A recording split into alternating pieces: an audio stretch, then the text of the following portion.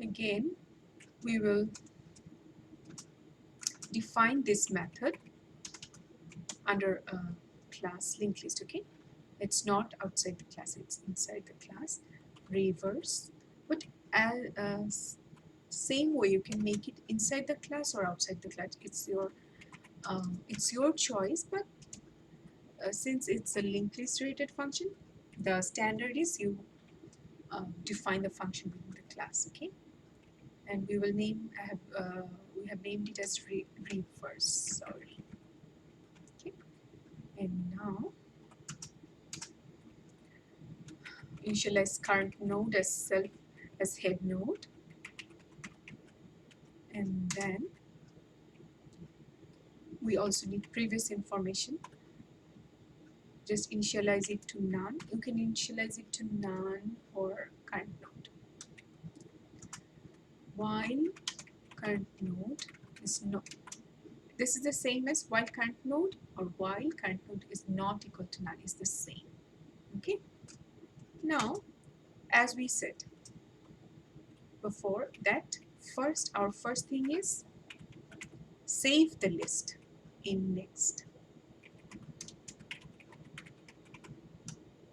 Okay, this is how actually we have saved the rest of the list, because we will work with current node. So first we have stored the list in next. We have, so that we don't lose it, because we need it when we move forward. Okay, now current node dot next is equal previous. We have to point to the previous node, so we have done that, and then update the previous node as current node, and current node assign next. So after we processed current node information, we again assigned next to the current node, because we need to move forward. Okay, so what we have done these two things with current node.